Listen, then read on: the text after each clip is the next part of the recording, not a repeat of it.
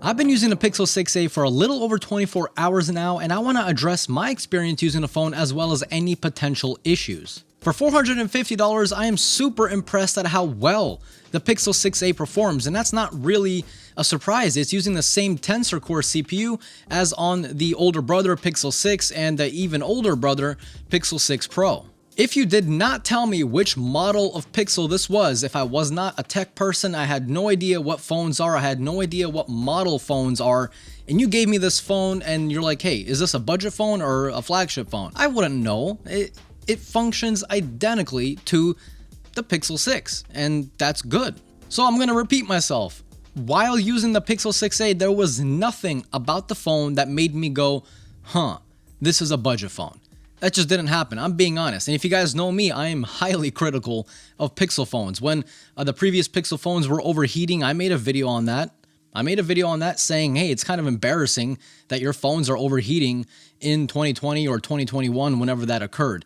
I was being honest, and this time I'm being honest too. The Pixel 6a is fantastic. So now let's go ahead and talk about the cameras on the Pixel 6a. So they are using the same exact sensors as on the Pixel 5, 4, 3, and I think 2.1.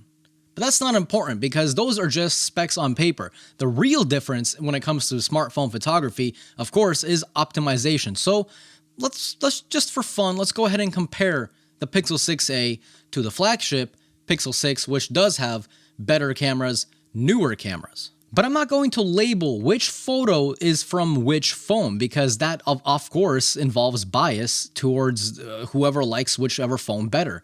So instead, it's going to be completely blind, and I want you guys to take a look at the images and try to figure out which photos came from which phone. If you're having a hard time trying to figure it out, I don't blame you because even I'm having a hard time figuring this out. Both are performing insanely good, and the fact that the Pixel 6a is using such an old sensor and it's still standing head-to-head with the newer and better sensor on the Pixel 6, that kind of speaks volumes, and that kind of also proves that hardware does not always mean anything.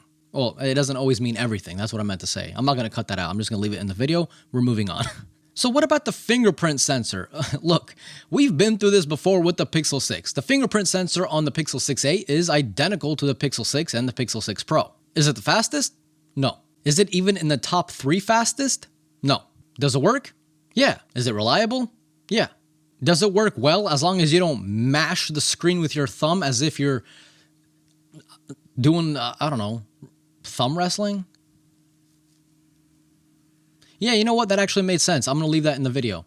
Yeah, it does work, okay? I see so many reviewers, and I'm not going to say who, but they mash their thumb on the screen, and then the screen freaks out. The fingerprint sensor can't read it. It's like, yeah, dude, you're not supposed to press down with the force of 1,000 suns. Just touch the screen, man. That's it. That's all you got to do. Just touch the screen, and it works, man. I'm sorry. I don't mean to laugh, but like, I don't know. It works for me. I've never had a misread. It just works. It's a little slow, sure, but it works. And do I wish it was faster? Yeah, of course. Who doesn't wish it? But I don't consider this such a big issue that people, again, are talking about. It really isn't. It's just my opinion, though. It's just my opinion. Don't get mad at me. So if you guys have a Twitter account, and if you don't, I don't blame you because Twitter is getting highly annoying right now. But if you do have Twitter, you know that 60 Hertz has been trending.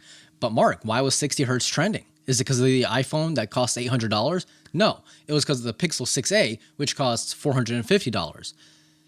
Where's the surprise here? We all knew the Pixel 6a was going to have 60 Hertz. I mean, at least I did.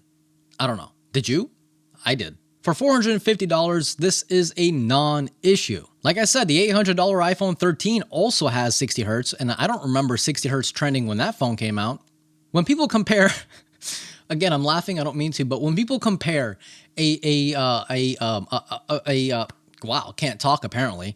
When people compare a budget phone to a flagship phone and then wonder why the budget phone does not have the same specs as the flagship phone, yo, that makes me laugh. It's like, duh. Of course, a budget phone is gonna cut corners somewhere. That's what makes it a budget phone. You can't. Oh man, hang on. I need a break. I can't continue this video without laughing. Hang on, give me a little bit. Yo, I'm still laughing. It's been a minute. I'm still laughing. Does it look like I'm crying? It's because I am. I was laughing. But yeah, it's like comparing a base model BMW to the BMW M competition. It's like you can't do that, man. Of course they're not going to be the same. The 60 hertz on the Pixel. Oh God, the 60 hertz on the Pixel 6 is fine. Okay, do I wish it was 90? Yeah, sure. Do I wish it was 120? Yeah. I also wish it was 500. Hell, why stop there? Let's make it 1,000 hertz.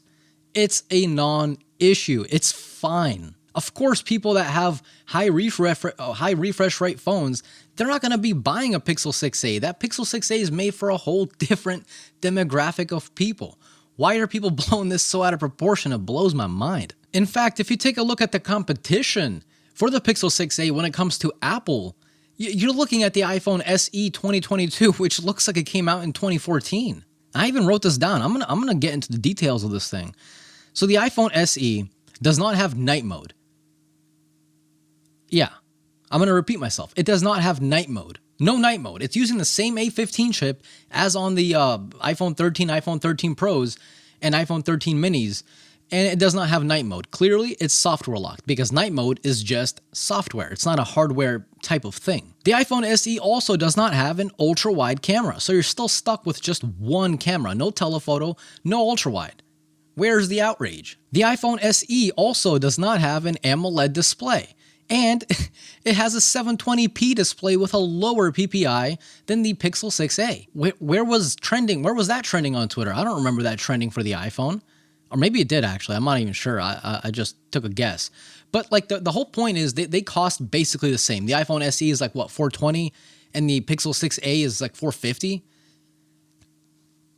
And 60 hertz, that's the issue? No. The one thing I don't like about the Pixel 6a, because no phone is perfect, of course, in this price category especially, is that it does not have fast charging.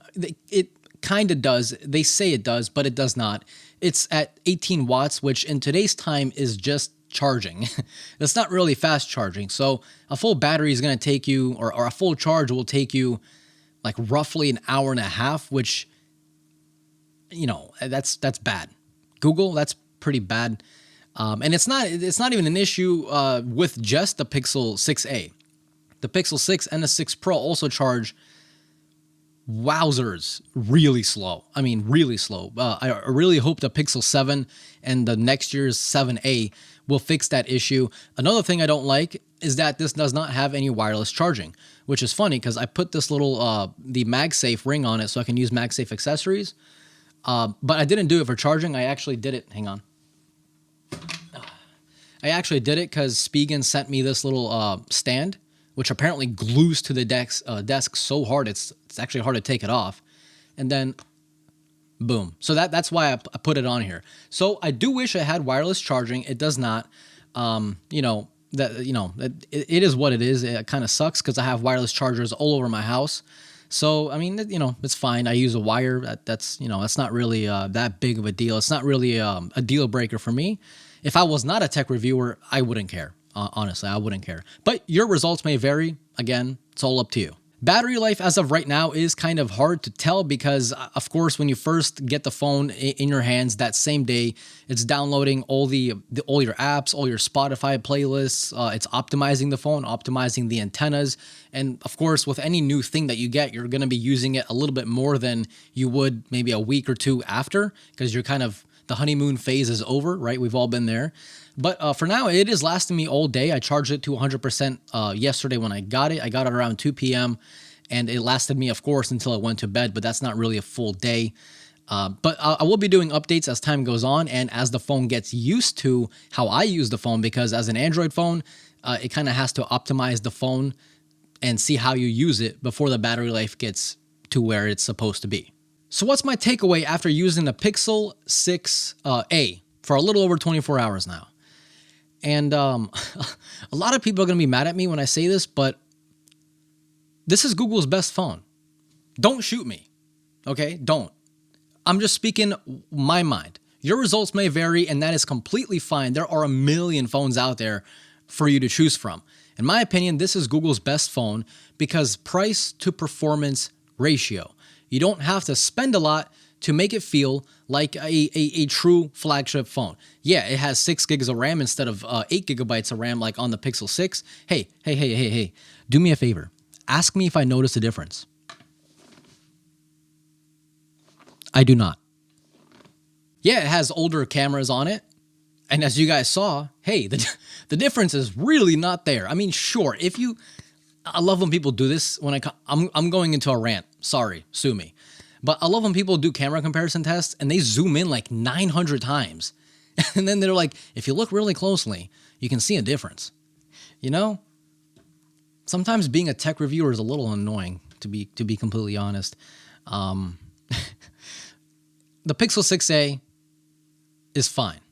I like it. And I think if you are a fan of Pixel, you're going to love this phone. So do you guys have any questions about the Google Pixel 6a? If you do, leave them down below. I'll be answering as many as I can. And again, Google, thank you for sending this phone out. I love it so far, and we'll see what all the software updates will bring. We'll see what Android 13 brings. It's going to be a good year for Pixel, especially next year when the Pixel Tab is coming out, the Pixel Watch, which I think is coming out this year, right? The Pixel Watch? I'm not sure. But either way, the Google ecosystem is about to be full, and I cannot wait, personally. If you guys enjoyed today's video, definitely click that like button. And if you are new here and you like these types of videos where I go off script a lot and I rant, but at least I tell you guys my honest to God truth. So if you guys like those types of videos and you're new here, consider subscribing. And again, hit that like button. It's completely free to you, but it helps me and the channel out immensely. This was Mark from Mark's Tech. Adios.